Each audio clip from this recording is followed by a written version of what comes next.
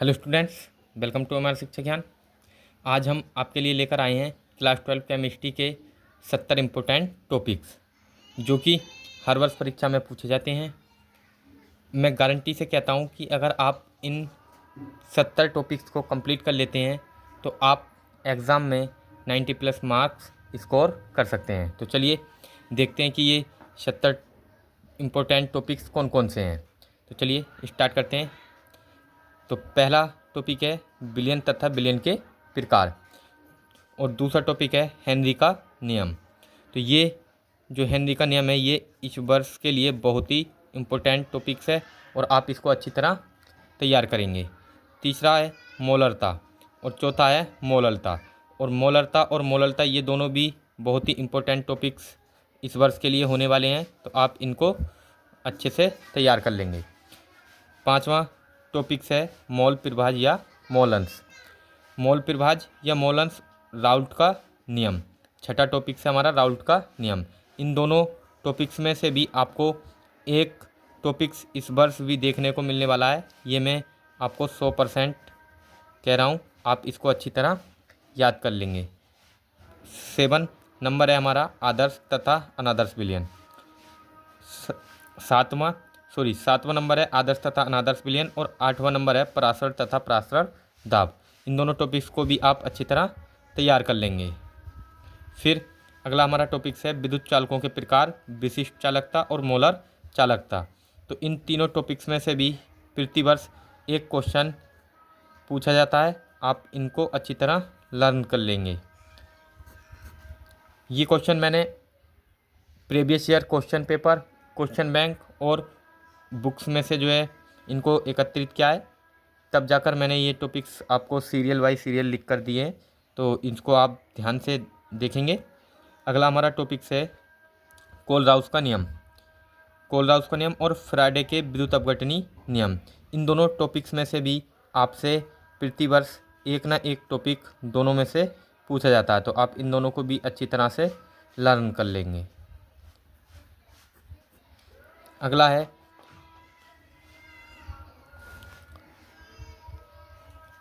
अगला टॉपिक्स है इलेक्ट्रोड तथा इलेक्ट्रोड विभव। तो इलेक्ट्रोड क्या होता है और इलेक्ट्रोड विभव किसे कहते हैं, तो इन दोनों टॉपिक्स को भी आप अच्छी तरह से तैयार कर लेंगे। ये भी वर्ष 2024 के लिए बहुत ही इम्पोर्टेंट सिद्ध होने वाले हैं। चलिए अब हम देखते हैं नेक्स्ट टॉपिक। अब हमारा नेक्स्ट टॉपिक है डेनियल सेल। तो डेनियल सेल और गैल्वेनिक सेल।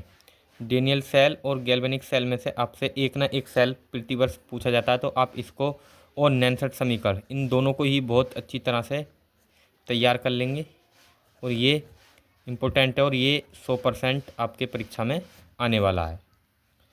अगला है सेल का विद्युत वाहक बल और सेल के प्रकार, यानी सेल का विद्युत वाहक बल किसे कहते हैं और सेल के प्रकारों को भी आप अच्छी तरह से याद करेंगे। ये भी इस वर्ष के लिए बहुत इम्पोर्टेंट है। नेक्स्ट हमारा टॉपिक है 19वां अभिक्रिया की दर या वेग और 20वां टॉपिक है वेग नियम या दर व्यंजक। तो अभिक्रिया का दर या वेग ये बहुत ही इम्पोर्टेंट टॉपिक्स है, आप इसको बहुत अच्छी तरह से लर्न कर लें। और वेग नियम इसी से 100% आपसे प्रश्न पूछे जाने वाला है, वेग नियम या दर व्यंजक से, तो इस क्वेश्चन को आप अच्छी तरह से याद कर लेंगे। अभिक्रिया की कोटि ज्ञात करना, आपसे अभिक्रिया की कोटि ज्ञात करने में आपसे 1 या 2 नंबर का प्रश्न पूछा जा सकता है, तो आप इसको अच्छी तरह से तैयार करेंगे। और अर्धायुकाल से भी आपसे 2 से 3 मार्क्स के क्वेश्चन पूछे जा सकते हैं, आप इसको तैयार कर लेंगे। अगला टॉपिक है हमारा शून्य कोटि की अभिक्रिया। तो शून्य कोटि की अभिक्रिया में से या द्वितीय कोटि की अभिक्रिया या प्रथम कोटि की अभिक्रिया, इन तीनों अभिक्रियाओं में से आपसे किसी भी एक अभिक्रिया का समाकलित वेग समीकरण वो आपसे पूछ सकता है, तो आप इसको अच्छी तरह से तैयार कर लेंगे। शून्य कोटि की अभिक्रिया, द्वितीय कोटि की अभिक्रिया या प्रथम कोटि की अभिक्रिया, इन तीनों में से आपको एक 101% जो है देखने को मिलेगा आपके बोर्ड एग्ज़ाम में। चलिए अब हमारा नेक्स्ट टॉपिक है 26वां, अभिक्रिया की आणविकता। अभिक्रिया की आणविकता से आपको 1 या 2 मार्क्स का क्वेश्चन देखने को मिल सकता है, तो आप इसको अच्छी तरह तैयार कर लेंगे। नेक्स्ट है हमारा डी ब्लॉक के तत्व। डी ब्लॉक के तत्व, अब डी ब्लॉक के तत्व में से आपसे कम से कम 4 या 5 नंबर का एक लॉन्ग क्वेश्चन अवश्य पूछा जाएगा, तो आप इसको अच्छे तरीके से तैयार करेंगे। ये आपका 100% बोर्ड परीक्षा में आने वाला है। अगला है हमारा लेंथेनाइट तथा एक्टेनाइट। लेंथेनाइट तथा एक्टेनाइट श्रेणी से भी आपसे 1 या 2 नंबर के प्रश्न पूछे जा सकते हैं, आप इसको भी अच्छे तरीके से तैयार कर लेंगे। ये भी इम्पोर्टेंट होने वाला है। और नेक्स्ट टॉपिक है हमारा उपसय संयोजक यौगिकों का नामकरण। तो उपसय संयोजक यौगिकों के नामकरण से आपसे कम से कम 3 से 4 नंबर के क्वेश्चन आपसे पूछे जाएंगे इनके नामकरण से। आपको वो या तो इनके नाम दे देगा उपसय संयोजक यौगिकों के, और इनके स्ट्रक्चर आपसे बनवाएगा, सूत्र आपसे बनवाएगा, या सूत्र दे देगा और आपसे इनके नामकरण करवाएगा। तो इसको आप अच्छी तरह से लर्न करेंगे, ये भी इस वर्ष के लिए बहुत ही इम्पोर्टेंट सिद्ध होने वाला है। तो चलिए, हमने 30 टॉपिक्स को देख लिया है, अब हम देखते हैं 31वें टॉपिक को। 31वें टॉपिक को देखने से पहले आप इन सभी टॉपिक्स पर एक बार फिर से संपूर्ण नज़र डाल लीजिए। ये आप इसका स्क्रीनशॉट ले लीजिए। चलिए, 31वां टॉपिक है लिगैंड। लिगैंड ये 3 प्रकार के होते हैं, आप इनके सभी प्रकारों को भी अच्छी तरह से याद कर लेंगे। ये बहुत ही इम्पोर्टेंट टॉपिक है और ये 101% जो है आपके बोर्ड परीक्षा में आने वाला है लिगैंड। और संयोजकता आबंध सिद्धांत, ये भी बहुत इम्पोर्टेंट है, आप इसको भी अच्छी तरह तैयार कर लेंगे। हेलो एल्केन, 33वां टॉपिक है हमारा हेलो एल्केन और हेलो एल्केनों का नामकरण। यानी हेलो एल्केन और हेलो एल्केनों के नामकरण से कम 2 से 3 मार्क्स के क्वेश्चन जो है पूछे जाएगा, तो आप इसको अच्छी तरीके से तैयार कर लेंगे। वुटज अभिक्रिया, ये बहुत ही इम्पोर्टेंट अभिक्रिया है, इसको आप अच्छी तरह तैयार कर लें और ये प्रतिवर्ष पूछी जाती है, तो इसको आप बिल्कुल भी नज़रअंदाज ना करें। नेक्स्ट है SN1 तथा SN2 प्रकार की अभिक्रियाएं। तो SN1 तथा SN2 प्रकार की अभिक्रियाओं को आप अच्छी तरह से देख लेंगे और इनको तैयार कर लेंगे। नेक्स्ट है हमारा हेलो एरीन। हेलो एरीन और हेलो एरीनों का नामकरण, इन दोनों टॉपिक्स को भी आप अच्छी तरह तैयार कर लेंगे और मुझे उम्मीद है कि इन दोनों टॉपिक्स में से आपसे एक ना एक टॉपिक अवश्य पूछे जाने वाला है। और अगला हमारा जो टाइप है वो है क्लोरोफॉर्म और क्लोरोफ्लोरोकार्बन और क्लोरोबेंजीन। इन तीनों यौगिकों में से आपसे एक ना एक यौगिक 101% आपसे पूछा जाने वाला है, तो आप इसको अच्छे तरीके से तैयार कर लेंगे तीनों को, क्लोरोबेंजीन को, क्लोरोफॉर्म को और क्लोरोफ्लोरोकार्बन को। अब नेक्स्ट हमारा टॉपिक है 42 एल्कोहल एवं एल्कोहल का नामकरण और एल्कोहल का वर्गीकरण। यानी एल्कोहल का वर्गीकरण और उसका नामकरण, ये बहुत ही इम्पोर्टेंट टॉपिक है और ये कम से कम 5 मार्क्स में आपसे इस बार पूछे जाने वाला क्वेश्चन है, तो आप इसको अच्छी तरह तैयार कर लें। फिर है प्राथमिक, द्वितीयक एवं तृतीयक एल्कोहल में विभेद। यानी प्राथमिक एल्कोहल, द्वितीयक एल्कोहल और तृतीयक एल्कोहल में क्या विभेद होता है, अंतर होता है, उसको भी आप अच्छे तरीके से तैयार कर लेंगे। फिर है एल्कोहलों का वर्गीकरण। एल्कोहलों का वर्गीकरण हम पहले ही जो है देख चुके हैं यहाँ पर, तो ये भी आप अच्छी तरह से तैयार कर लेंगे। फिर आता है एथिल एल्कोहल या एथेनॉल बनाने की विधियाँ, इसके उपयोग, रासायनिक गुण, ये सभी आप अच्छी तरह तैयार कर लेंगे, ये भी बहुत ही इम्पोर्टेंट टॉपिक है। नेक्स्ट है फिनॉल एवं उसका वर्गीकरण। तो फिनॉल एवं वर्गीकरण ये आपके बोर्ड परीक्षा के लिए इस वर्ष के लिए बहुत इम्पोर्टेंट क्वेश्चन सिद्ध होने वाला है, आप इसको अवश्य ही याद करें। अब हमारा नेक्स्ट टॉपिक है आयुपेशी नामकरण। तो आपको फिनॉल जितने भी होते हैं इनके सभी के आयुपेशी के जो नामकरण हैं ये आपको आने चाहिए। इनसे कम 3 3 से 4 नंबर के IUPAC के नामकरण से संबंधित क्वेश्चन पूछे जा सकते हैं, तो आप इनको अवश्य तैयार कर लें। अब हमारा नेक्स्ट टॉपिक है फिनॉल के निर्माण की विधियाँ।